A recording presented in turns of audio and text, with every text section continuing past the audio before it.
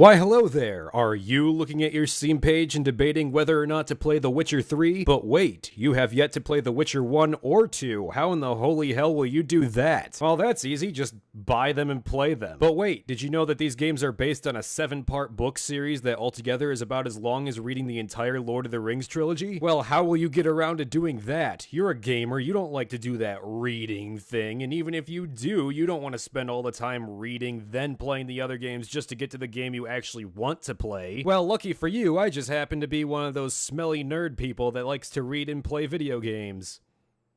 I'm a 40-year-old virgin. But in all seriousness, let's get started, shall we? This video will take you through all 7 of the main books, 2 of the comics, we're excluding the 3rd one since it takes place after The Witcher 3, and the first 2 games. So if you really want to jump right into The Witcher 3, you'll have a good idea of what you're in for. This won't go into every last individual detail of the books or the games, but rather give you a quick rundown of the story. Needless to say, I'll tell you the super important shit, and try my best to fit in as many of the elements that the games reference, because although you don't necessarily need to read the books to play the games, they make various references to the books that you wouldn't understand without reading them. The Witcher games can be summarized as being the unofficial sequels to the wildly popular Polish fantasy series entitled The Witcher, written by Andrzej Sapkowski. These books came out a long time before the games, and the games were sequels anyway, so I don't really mind the fact that they incorporated shit from the books, unlike another certain video game that was a game before it was a book and now forces you to read a bunch of very shittily written books and very inconsistent ones at that in order to understand the world and its intricacies. The author has never played any of the games and has the unfortunate outlook that only books can tell stories, which is utterly retarded because I think that the games actually tell better stories than he did. But nevertheless, we're going into the Witcher books today so you can suffer through the first game that has a good story but bad combat, enjoy the hell out of the second game that's pretty short but is still really fun and has a good story, and then fall in love with the third and best fucking game in the whole series and one of the best games ever made. Now, it's important to note that out of the 7 books, only 5 of them are numbered, the others being a collection of short stories that come before the events of the numbered books. If you really want to read them, I definitely recommend them because they're actually really fucking good books, but you have to make sure you're reading them in the order that they're now appearing on screen. Alright, let's do this! The hero of this series is Geralt of Rivia, a witcher, or a professional monster hunter. He's a mutant, bound by magic and elixirs that no ordinary man can withstand, and has unnaturally long life. He was taken by the Witchers at an early age by a thing called the Law of Surprise, which we'll be getting into later. He wanted to call himself Geralt Roger Eric du Haughty Bellegarde.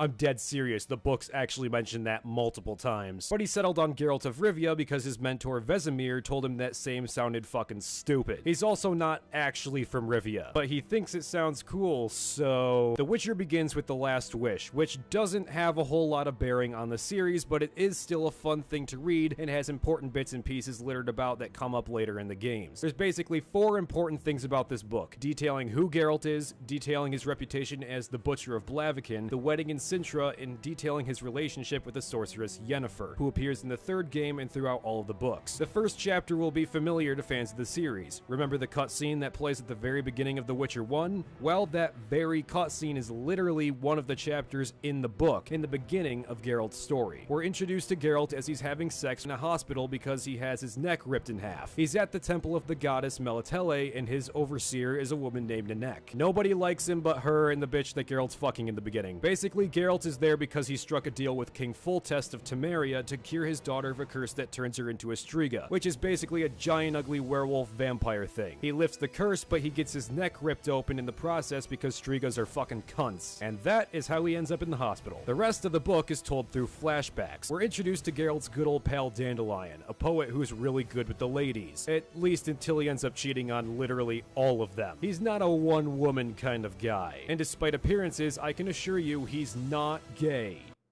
He just looks a lot like it. Weirdly enough, he's actually probably the most heterosexual character in the whole series. It's very important to know something about Dandelion. Imagine the dumbest person you have ever seen in your entire life and multiply it by 10 billion, and that is Dandelion. He's funny, he's witty, he's a good poet and a ladies' man, but a moron beyond comprehension. And that's why I love him. Geralt then goes to a town called Blaviken, where a wizard he knows is hiding in a tower because people in the town want to kill him. Geralt almost leaves, but is convinced that the leader of the bandits trying to kill the wizard that they'll slaughter the whole town if Geralt doesn't hand over the wizard. Geralt then proceeds to cut them all into tiny pieces, and the town throws him out in disgust and fear, granting him the name the Butcher of Blaviken. Next, Geralt is brought to Sintra, a small country where he's to oversee a wedding where Pavetta, the daughter of Queen Calanthe, is to be married to one of the many hosts, one of them being Crocon Crate, who appears in The Witcher 3. None of these suitors end up marrying her, however, for a man strolls in claiming that he is a perfectly good suitor. No one likes this, and unfortunately, matters aren't made better when the man shapeshifts into a monster. Everyone attacks him and Pavetta goes insane. She releases a very powerful magical force that nearly destroys everything. With the help of Geralt, the curse is broken, and it turns out that Pavetta and the new man have been seeing one another for quite a long time. For Geralt's help in the matter of keeping people from being slaughtered, and for freeing the man, his name being Duny, from his curse, he's offered whatever he wants. Geralt says that in 6 years, he'll return to claim what they don't expect to find. Now for a little backstory. This is a thing that Witchers are known to do, and that is the law of surprise. What Geralt means is that in 6 years, he will come to claim the child of Duny and Pavetta, the very same thing that happened to Geralt himself. Pavetta is pregnant already, and Geralt will eventually return to claim their child. Remember this because it's extremely important. Next, Geralt and Dandelion hunt a monster in the south that locals call a devil. In actuality, it's a moderately intelligent beast called a Sylvan whose name is Torque. Torque is wreaking havoc and preventing crops from growing. So Geralt goes to deal with him by playing a game of riddles. Torque doesn't like losing, so he beats the crap out of Geralt and Dandelion and hands them over to a bunch of murderous elves. One of the elves smashes Dandelion's loot and beats them both up for it, but Torque and another elf, Teruviel, who appears briefly in the first Witcher game, come to the rescue. Teruviel gives Dandelion a new loot and then sends them on their way. This story isn't particularly important, but in one of the quests in the Witcher 3 DLC, Blood and Wine, and as a side note, the Witcher 3's DLC is absolutely worth your money and gives you more content than most games do, so definitely buy all of it. Geralt will recommend to another character in that DLC to stop by Torque's house. In the final story, Dandelion and Geralt are fishing. Dandelion, being the raging idiot that he is, finds a djinn, which you can think of as a genie, but a really evil genie. Rather than listen to Geralt when he says to not fuck with the big black evil cloud monster, Dandelion demands 3 wishes. He squeezes off 2 of them before the djinn fucks his shit up, and Geralt is forced to find someone to heal him before he dies. Geralt rushes to a nearby town where he finds the sorceress Yennefer, who agrees to help him. Dandelion is healed, but Yennefer wants to find the djinn and harness its power. This goes immediately awry and results in the section of the town spontaneously exploding. Geralt comes to the realization that the djinn was actually granting him wishes, not Dandelion. His 3rd wish is used on Yennefer. That wish to be that their lives would be forever intertwined. Geralt does this because he sees that she'll die otherwise, and he doesn't want that. The two promptly fuck the shit out of each other, and that's how the book ends. Now we go on to the second and one of the best books in the entire series, Sword of Destiny. If you've ever wanted to laugh a lot in a book, this is easily one of the funniest books I've ever read. The book starts off after Geralt leaves the Temple of Melitele. At this point, Yennefer has gone away, and the two are not very happy with one another. Geralt disappeared for 4 years, and she was kind of pissed off about that. Unfortunately for them, they and Dandelion are brought together in order to find and slay a golden dragon. Geralt doesn't want to do it, but Yennefer does. Sorceresses are infertile, and she believes that the tissue of a dragon will cure her infertility. They're accompanied by a contingent of soldiers, all of whom want to kill the dragon for fame, fortune, and the hand of a princess. The dragon, as it turns out, is a pretty fucking formidable and intelligent beast. It can speak to them all telepathically and wants an honorable one-on-one duel. This goes just as horrible as you'd expect for some faggot knight to go up to a giant-ass dragon for a one-on-one. The soldiers get testy and want Geralt to go kill it. Geralt, however, is best buddies with Ricky Gervais and doesn't want to kill a dragon because it's intelligent. They're also nearly extinct, and it hasn't done anything to anybody. It's part of his moral code not to kill intelligent and non-violent monsters. This pisses the soldiers off, and they proceed to tie Geralt, Dandelion, and Yennefer to a wagon while the soldiers run off to kill it. And the whole time, Dandelion is staring up Yennefer's skirt and won't shut the hell up about how happy it makes him. Eventually, they get free and kill the soldiers, the rest fleeing from the site. The dragon, as it turns out, can shapeshift into a man that Geralt met earlier in the story, but didn't seem too important at the time. He thanks Geralt and leaves peacefully. In the first Witcher game, Dandelion actually points out that Geralt was friends with a dragon and a vampire. We'll get into the vampire part later. Later on, Geralt and Dandelion are strolling through town when something peculiar happens. Someone is stealing people's identities. This someone is is a Doppler named Dudu who can shapeshift and cause mischief, chiefly being running a man's business into the ground. They capture Dudu and fix everything, then send Dudu on his way. This comes into play in The Witcher 3 when he helps Geralt on his quest. Next, we arrive at the forest of Brockellan, home of the Dryads. Most people are killed for even entering, but Geralt is a special exception for being their friend. Someone else, however, has also made it into Brockellan, though unannounced and unwanted.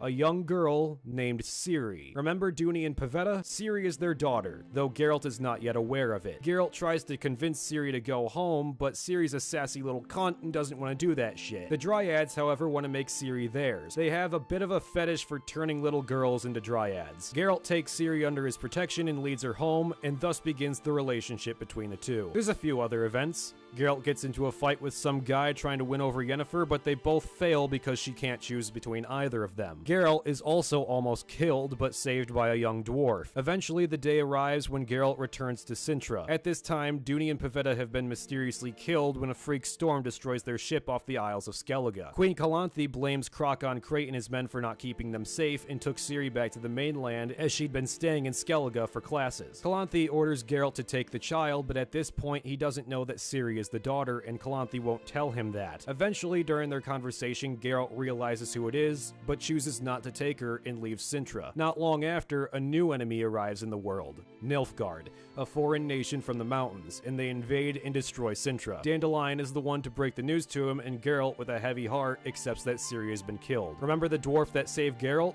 They travel to the dwarf's home to give him supplies and a bed to lay in for helping the dwarf in his hour of need, and we're introduced to Ciri, who has been rescued and brought there. You may recall this being a cutscene if you've played The Witcher 3. Geralt realizes in that moment that Ciri is bound to him, and she is his destiny. Ciri becomes largely the focus of the story, with Geralt being the driving force behind the events that happen. Remember when Pavetta let out that burst of magic? That's because she's the long descendant of powerful magic users, and she has the Elder Blood, which makes her incredibly powerful. Ciri also has it and makes her just as powerful, if not more, and essential to the war that's about to happen. The rest of the world realizes that Nilfgaard is an even bigger threat than they feared. The Emperor of Nilfgaard, Emir von Emrys, wants to take Ciri as his bride in order to gain peaceful rule over Sintra. Ciri and Geralt, however, head to the Witcher castle of Kaer Morhen, where he intends to teach her how to be a Witcher. Ciri is plagued by nightmares of a Nilfgaardian soldier with wings on his helmet that did something to her. She doesn't remember what happened, but it scarred her deeply. Don't worry, we'll figure it out.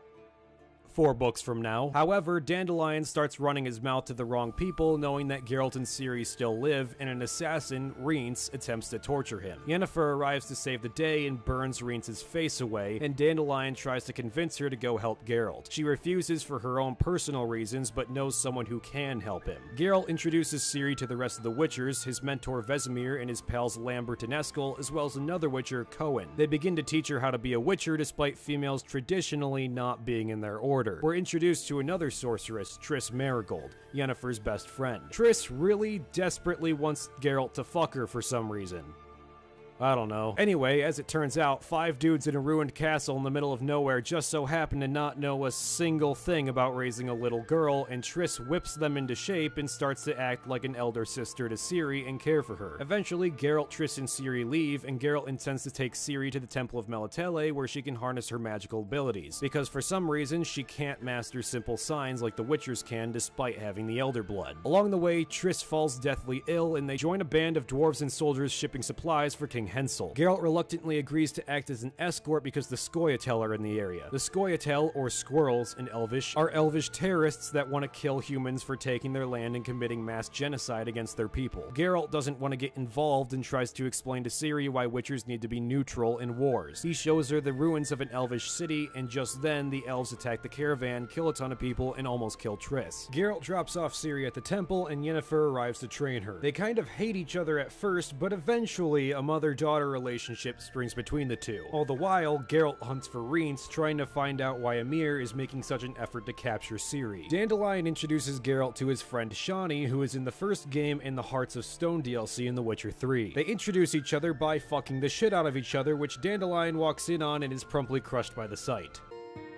Hello, darkness, my old friend. Geralt is then introduced to Philippa Eilhart, another sorceress who wants to find Ciri and use her for political gain in the magical world, and she's helped by a spy named Dijkstra who appears in The Witcher 3. The two collude to help Geralt and find Rience, but only for their own benefit. Geralt almost captures Rience outside of Oxenfurt, but Philippa stops him. Geralt suffers various wounds from his fight with Rience, but Philippa is revealed to be working against him in order to find Ciri herself. She then leaves Geralt behind. Now we get to Time of Contempt. This is the worst book in the whole series. It's one of those books where almost nothing happens, but there's a huge world-changing event that happens that makes it important in the long run, but still, this book is not very good. Geralt is tracking Rience. Yennefer fears for her safety as well as Ciri's, so they go to a school where Ciri can be protected and hone her magical abilities. Unfortunately, this is inadvertently playing right into what Philippa Eilhart wants. Ciri doesn't want anything to do with any of them and runs off to find Geralt. Geralt, however, is trying to understand what the Nilfgaardians went with Ciri and goes to two spies, Codringer and Fen. The two agree to get information for him, and Geralt and Dandelion set off to the Isle of Thanedd, where Ciri and Yennefer have gone. Luckily, the two arrive just in time to find Ciri being chased by phantoms known as the Wild Hunt. They don't play a huge role in the books and only really show up in the third game, but basically the Wild Hunt are dark elves that haunt the skies, and they have a particular interest in harnessing the power of the Elder Blood, hence why they desperately want Ciri. Geralt fends them off, and Yennefer arrives to help. The two make up, and then they go back to the school with Ciri in tow. At this point, a congregation is occurring with the sorcerers and sorceresses. A coup happens, one orchestrated by several mages, the Scoia'tael and Nilfgaard. Many sorcerers are killed, and Geralt is gravely wounded. Yennefer goes missing and is accused of staging the coup with Geralt as an accomplice. Ciri makes it out of the place but is chased by Nilfgaardians, one of which is the one that's haunted her dreams. She escapes into a portal in the unstable Tower of Torlara, where many people have gone but never came back out, flopping in a desert far, far away. Dijkstra tries to stop Geralt from leaving the castle, but then Geralt promptly breaks his leg so that he can go find Ciri. This is a point that does come up in The Witcher 3. Geralt tracks her down and almost kills the Nilfgaardian that scares her, but he spares him. He gets into a fight with a sorcerer, the one who staged the coup, named Vilgefortz. He's working with Emhyr and also wants Ciri's power. He wounds Geralt and tries to get him into the tower to capture Ciri, but she enters the portal and the tower explodes and destroys half of his face. He escapes, and Triss later finds Geralt and teleports him to Brockellan to heal. Ciri lands in the desert where a unicorn saves her. She manages to escape with her life, but falls into the hands of a bunch of criminals called the Rats. She joins their band and is almost raped by a human male. An elf female won't let that shit happen though and sends him away. Ciri thanks her, and the elf chick proceeds to lesbian rape Ciri instead. For some reason, this leads to a very awkward and very forced romance between the two. I guess it wasn't technically rape since she didn't protest or anything, but the whole scene had a very extremely uncomfortable rapey vibe to it. Now we get to the best book in the whole series. Why is this the best book? Because it almost exclusively follows Geralt. It's no surprise that the main character is the most fun. Ciri is a great character and all, and her story deals with more magic in the lore of the Witcher universe. That's great and all, but Geralt's story is pretty much non-stop action, and I like that a lot more. The book follows him almost the entire time. Ciri, as it turns out, only shows up in this book in a very brief dream sequence. Geralt is in Brockellan healing when a woman named Milva arrives. She informs him of how the war with Nilfgaard is going. It's going pretty shit, by the way. Nilfgaard is kicking everyone's asses. Geralt sees visions of Ciri and is convinced she's being held in Nilfgaard, and his suspicions are doubled when word gets out that she is there.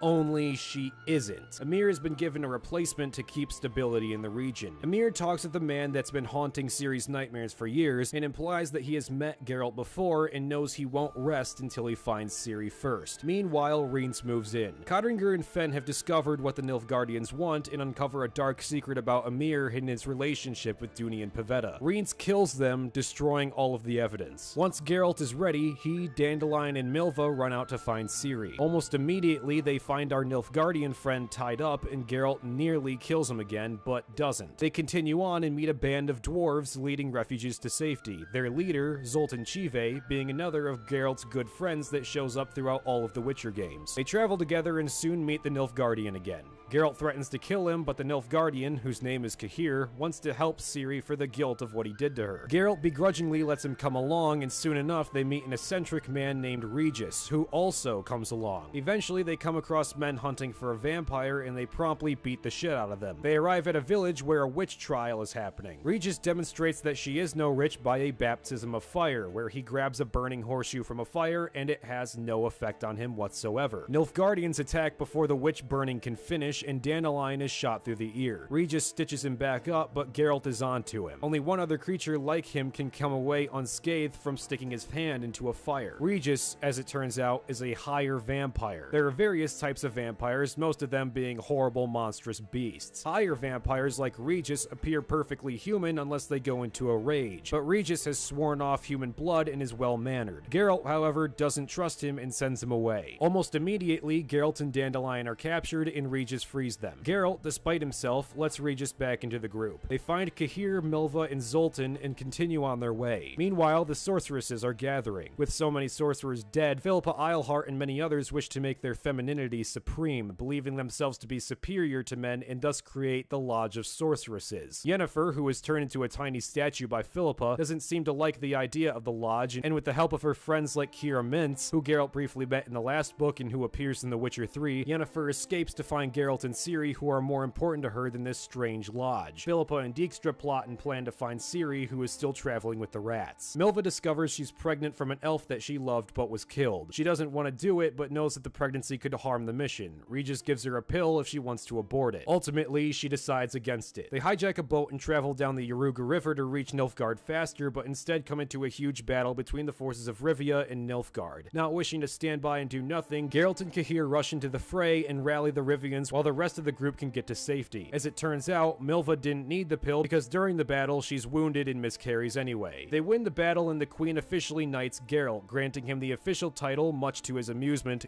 Geralt of Rivia. Now we get to the Tower of Swallows, the second worst book in this series, for much the same reason that Time of Contempt wasn't too good. It barely follows Geralt and not much happens. The story begins with Ciri stumbling into the house of an old man close to death and with a huge horse that she named Kelpie after a giant sea monster. The man nurses her back to health, but she has gaps in her memory and seems to have passed several weeks ahead of time. She explains that a man commissioned to kill the rats, Leo Bonhart, slaughtered all of her friends and couldn't quite kill her. She took her as a slave, throwing her into fighting pits like an animal. She managed to escape and steal a horse, but she was gravely wounded as she fled. Geralt, however, is traveling with his team. He meets an elf named Avallac'h who tells him the destiny of Ciri and how she's part of a prophecy where only she, a child of the Elder Blood, can stop the apocalypse called the White Frost, where the world will be encased in ice and all life will die. He wants to use Ciri for his own benefit, but Geralt tells him to fuck off and draw dicks on the wall. That part isn't a joke, by the way. Avallac'h was drawing pictures and Geralt literally tells him to, quote,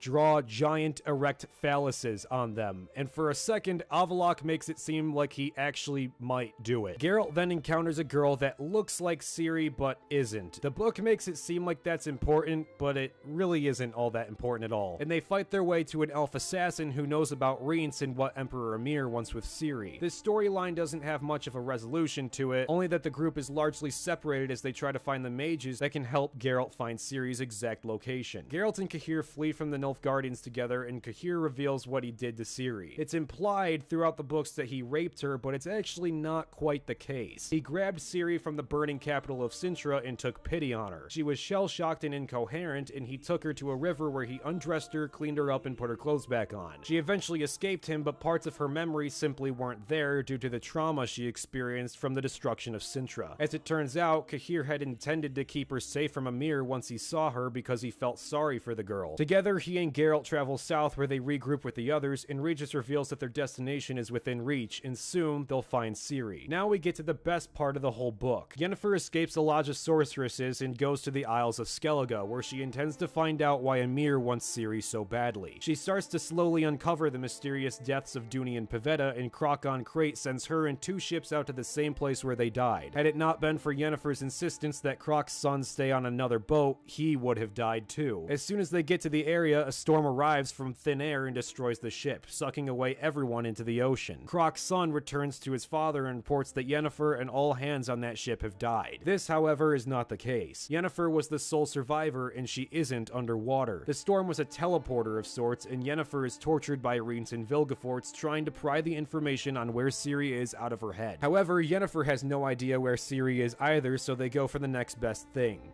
Geralt. The story ends with Ciri leaving the old man's house and making her way to the Tower of Swallows, a place that is said to lead Ciri to different worlds. Leo Bonhart, joined with Rhys and his men, are almost on her, but she kills many of them and escapes into the Tower of Swallows out of reach. Rhys fires a spell at her, but it rebounds when she deflects it and cracks the ice beneath him. Thus, Rhys drowns. Bonhart has lost on this fine day. When she enters the portal, she falls into a new world, and an elf named Avallac'h is there waiting for her. Now we finally come to the 7th and final book in the series, The Lady of the Lake. The book starts off with two women from the future who are trying to discover the story of Ciri and Geralt. This may not seem important, but they do play a part later in the book. Here's the stakes, people. Geralt is in Toussaint, a territory of Nilfgaard, but technically independent of the Empire. Geralt finds the druids who are meant to help him find Ciri, but they're unable to locate her due to the fact that she's in a different world. Yennefer is captured by Vilgefortz, who is slowly regenerating his face and being evil like usual. Ciri is now trapped in an elf world with no way out. The North is losing the war against Nilfgaard. Stakes seem high enough? Alright, let's continue. Geralt and the team stay in Toussaint where they meet Fringilla Vigo. Unbeknownst to them, she's a plant by the Lodge of Sorceresses to keep Geralt from getting out to find Ciri first. She gives Geralt a necklace to replace his Witcher medallion, which he lost in the last book. Dandelion goes off frolicking like a faggot with the Duchess of Toussaint. The two had met before, where Dandelion, being the good old lovable idiot that he is, managed to seduce her. When he left Toussaint, her husband came back and discovered that the Duchess was having an affair, and he literally died of anger. Now, Dandelion is madly in love with her and is vying to be the Duke of Toussaint. Geralt, on one of his monster contracts, sees a vision of Ciri and realizes that he needs to get into Nilfgaard to help her. The team leaves despite it being winter and the mountains getting incredibly treacherous. Meanwhile, Ciri is being held by Avallac'h, where he explains her lineage. She is the descendant of an incredibly powerful elf. Avallac'h has built up animosity toward her though, because Lara Doran, the elf he wanted to marry, chose to be with a human. Several timelines later, Ciri is born. To pay the debt he feels he's owed, Avallac'h wants Ciri to birth the child of the king of their land. Without any other way out, Ciri reluctantly agrees. The king, however, has no desire to do so and refuses to fuck her. This results in some really weird, awkward, unfinished foreplay scenes. Ciri eventually meets another elf named Eredin. Eredin, unbeknownst to her and many others, is the king of the Wild Hunt. He has a vested interest in getting the king killed and tries to trick Ciri into killing him with the false promise of freeing her from that world. Ciri refuses, but Eredin still kills the king anyway, making him overdose on drugs. Ciri refuses, but Eredin still kills the king anyway so he can get what he wants. Ciri is saved by the unicorn she met in the desert, and they begin to travel through different worlds while Eredin and the Wild Hunt pursue her. The Wild Hunt wants her powers and will stop at nothing to get them. Ciri goes to many different worlds, one of which is our own world, where she meets none other than Sir Galahad. She goes from world to world, struggling to find her home. Eventually, the Wild Hunt catch up to her, and Ciri travels through hundreds of different worlds. She tries to teleport directly to Geralt and ends up in a snowstorm. Saddened to realize that she couldn't even manage to find her symbolic father, she leaves. Moments later, Geralt and the team arrive. Geralt can feel the draw from her and makes the group press on further. Eventually, she travels to the future where she meets the two women from the beginning of the story. They open a portal for her to get back to her time and place, and she gratefully goes through. She ends up at Vilgefortz's castle where Yennefer is being held. She goes in and is captured by him and Leo Bonhart. During this time, we go to the Battle of Brenna, a turning point in the Witcher storyline. Up until now, the war against Nilfgaard has gone horribly. Cintra is under Nilfgaardian occupation and the armies are falling. A joint force made up of Temeria, Redania, and several other massive armies fight off the Nilfgaardians. They win the battle, turning the tide of the war, which results in the North winning over the Nilfgaard and pushing them back whence they came. This is not without many casualties, however, one of which is Ciri's old friend Cohen, the Witcher she met at Kaer Morhen. Ciri is informed by Vilgefortz that he too wants her power and is working against Emir's wishes. He will surgically impregnate her, tear out the fetus, and use it to gain the power that she has. Just in the nick of time, Geralt and the team assaults the castle. Regis turns into a bat and starts slaughtering the guards and frees Ciri. She runs off to find Yennefer. In the bottom of the castle, the others fight off the guards. Milva takes out several of the archers, but in one final moment, she's shot. The wound is fatal, and she dies. The girl that Geralt found in the last book, Angelim, is distraught but ready for vengeance. She and Cahir rush into the fortress to kill as many of the guards as possible, but Geralt and Regis try and find Yennefer and Ciri. Geralt finds Yennefer and frees her, but the two are confronted by Vilgefortz, resulting in a climactic battle in his tower. Ciri runs into Cahir and Angelim, and they all three run into Bonhart. Angelim is wounded from the fight downstairs, so she and Ciri run off to find Geralt, leaving Cahir to deal with Bonhart. Bonhart shows off the Witcher necklaces he's stolen from men he's slain, but that doesn't deter Cahir. The two fight, and Cahir fights admirably, but he too is killed. Ciri tries to reach Geralt, but Angelim doesn't make it, dying of her wounds. Ciri is now forced to fight Bonhart alone. The two fight along the rafters of the tower, and she uses her skills taught to her at Kaer Morhen to kill him. He falls to the bottom of the tower. She follows him, takes back the Witcher necklaces, and finishes him off once and for all. Meanwhile, Geralt and Yennefer are fighting Vilgefortz. Regis comes in to save them, but Vilgefortz melts the vampire into slag, supposedly killing him. In reality, Regis doesn't die. Vampires can only be killed by other higher vampires. Regis has regenerated before, but it took him decades to do so. For all intents and purposes, he's dead for now, but he does return in the Witcher 3 Blood and Wine DLC. Geralt and Yennefer are almost killed, but at the last moment, Geralt uses the necklace that Fringilla gave him to create an illusion that tricks Vilgefortz. The trick is fatal, and Geralt kills him. They find Ciri and fight their way to the bottom of the castle. Unfortunately, they're met by Nilfgaardian forces, accompanied by Emir's hired mercenaries, the Salamandra. Emir is there with them. Geralt recognizes him, and the two talk privately. Emir reveals his side of the story. He was the outcast of a former emperor of Nilfgaard. A mage put a curse on him that turns him into an urchin in the daylight, a curse that Geralt cured in the first book. He used the name Duny as a cover-up and grew out his hair and beard to disguise himself. When his father died, Emir reclaimed the throne of Nilfgaard and stole away in a ship outbound for Skellige with his wife Pavetta in tow. Emir wanted to take Ciri back with him to Nilfgaard and pull a Targaryen on her because there's truly nothing better than a daddy-daughter porn...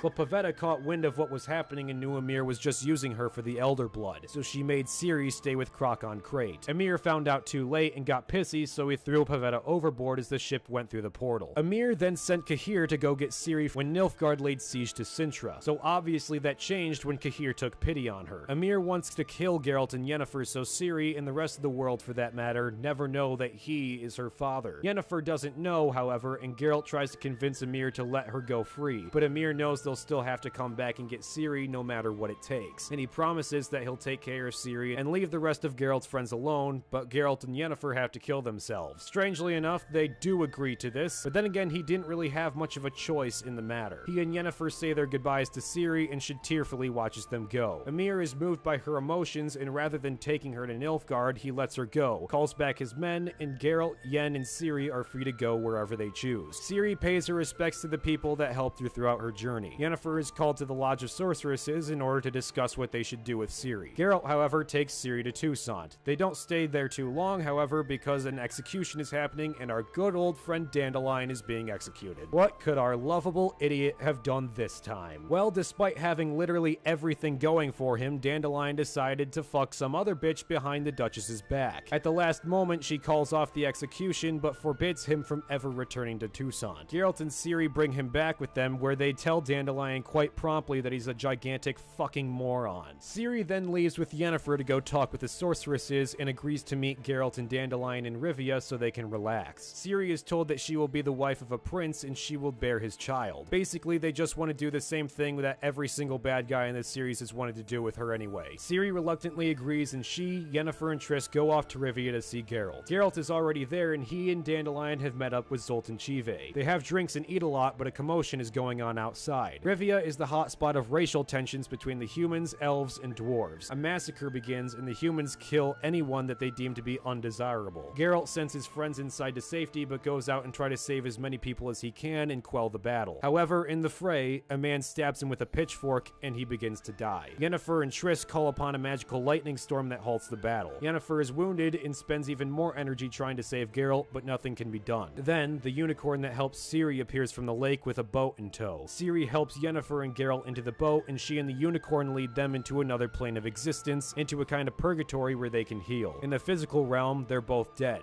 Geralt from his wounds, and Yennefer from spending all her energy trying to save him. Ciri leaves them there so they can eventually return to the mortal realm. Thus ends the last Witcher book. But there's a lot of shit that happens between the book and the first game. 5 years pass, in fact. It's important to remember that the games are unofficial sequels to the books. Everything that happens from this point on is game material. The games, however, don't do a really good job of trying to explain it all, so I'll do it a lot better for you here. Remember our good old friend Aridin? Well, he and the Wild Hunt were still chasing Ciri, and they found Geralt and Yennefer trying to heal. They kidnapped Yennefer, and Geralt was forced to try and find her again. He was helped by several other Witchers, including the main antagonist of The Witcher 2, Letho of Gullet. Together, they find the Wild Hunt, and Geralt exchanges his life for Yennefer's. Letho keeps watch over Yen, while Geralt serves his sentence, riding with the Wild Hunt as a specter. Eventually, Geralt escapes them, but is heavily wounded. Ciri, who had been traveling between worlds still, trying to escape the Wild Hunt, saves Geralt and teleports him to Kaer Morhen. The wounds he sustains makes him completely lose his memory. He faintly recalls things like his name, a few of the people he knew, and how to fight monsters, naturally, but nothing else.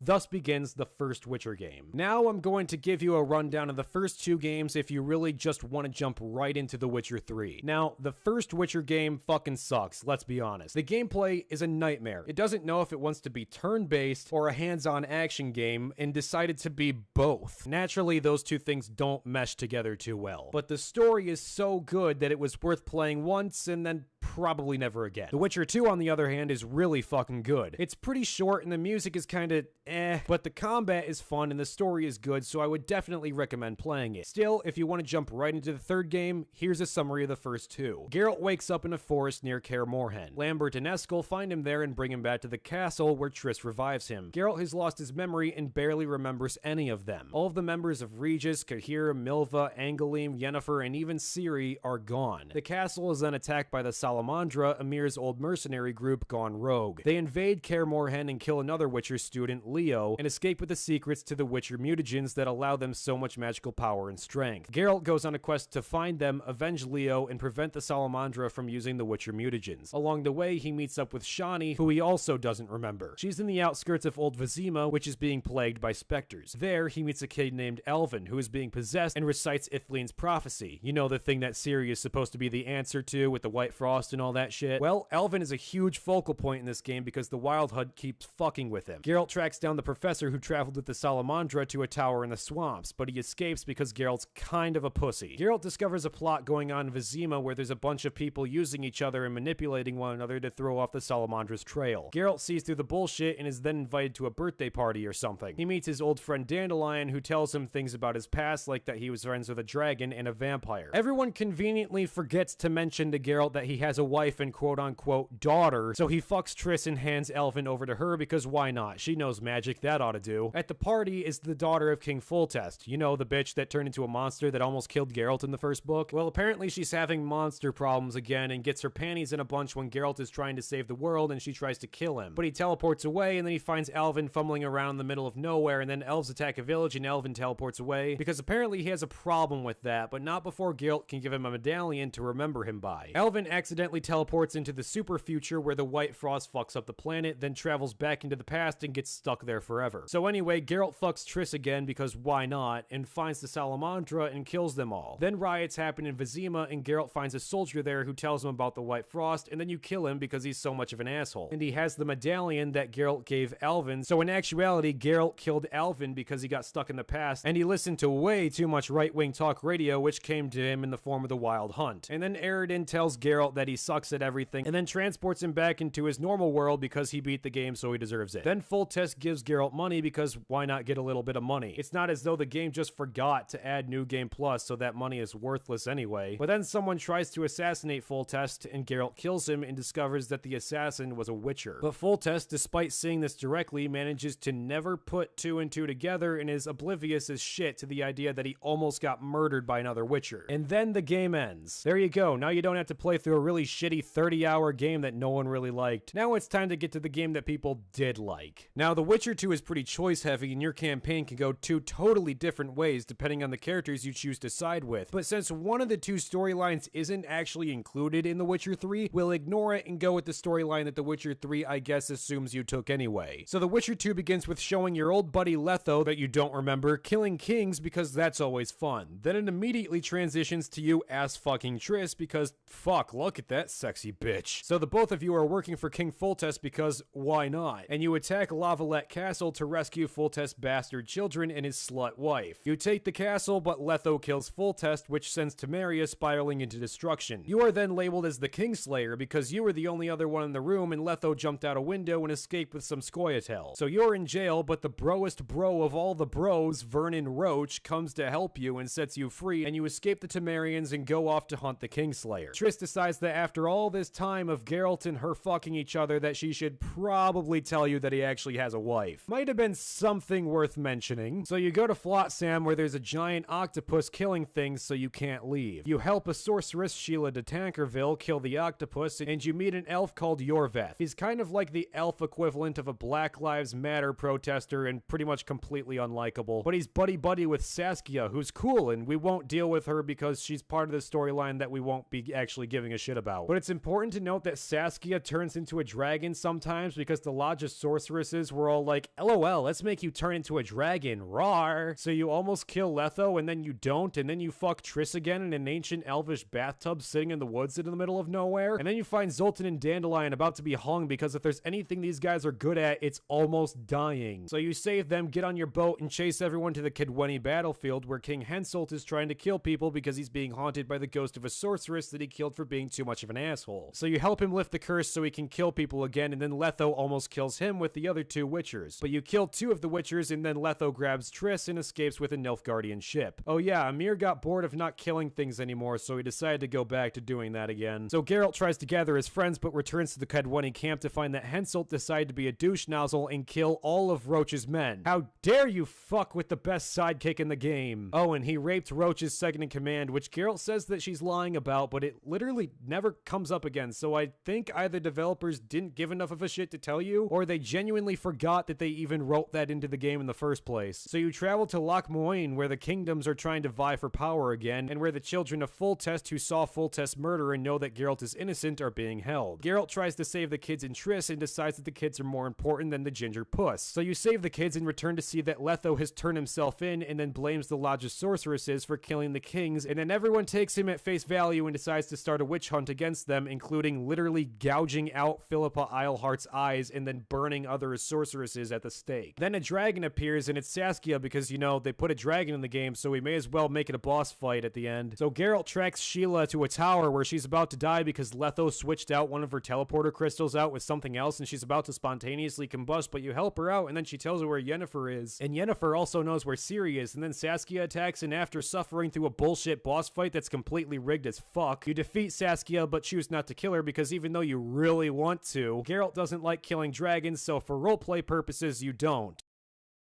Unless you do, in which case it feels so fucking satisfying. Then you go back to Loch Moine and Roach has guaranteed your innocence. You find Letho and he tells you all the shit I explained like 5 minutes ago, and then he says he helped out Triss. You have the choice to kill him or not. You don't kill him because Letho is really cool, and if you keep him alive, he shows up in The Witcher 3 and he's really fun, so why the fuck not? Then Nilfgaard starts invading the north again and starts with completely taking over Temeria since Foltest is dead, and since everyone is basically retarded and useless, it's really just Nilfgaard versus Redania, and as a pro tip, Nilfgaard is the one you should choose to ally with in the third game because Redanians really hate non-humans and half of your friends aren't human anyway, so fuck that shit. Geralt then goes off with Vesemir to find Yennefer, and he receives a letter from her telling him to meet her at a village called White Orchard. Meanwhile, Ciri is still lost and being chased by the Wild Hunt. Now it's time for The Witcher 3. When it comes to the comics, you really don't need to know what happens. They're pretty much pointless, but it's just a few more short stories that really aren't too related, and the comics actually cover a couple of them anyway. The third comic takes place after The Witcher 3. It's still not really important and is really only a side thing, but they're okay comics. The world of the Witcher book is really good and informative if you want to read it and go more in depth than I did in this video, but that's not too important to read either. It just explains a lot more of the details that I didn't go into here. Anyway, that's all you really need to know about the books in the first two games. Apparently the Witcher TV show is going to follow the events of the books, so we'll see how that turns out. If you wanted to get into The Witcher 3 and didn't want to read 7 books and play 50 hours worth of one bad game and one good game, then here you go. I got you through all of it. Now do yourself a favor, buy The Witcher 3 Gold Edition that comes with all the unbelievably amazing expansions and have more content than most full-priced video games do. And enjoy the 140-hour journey that hands down is one of the best video games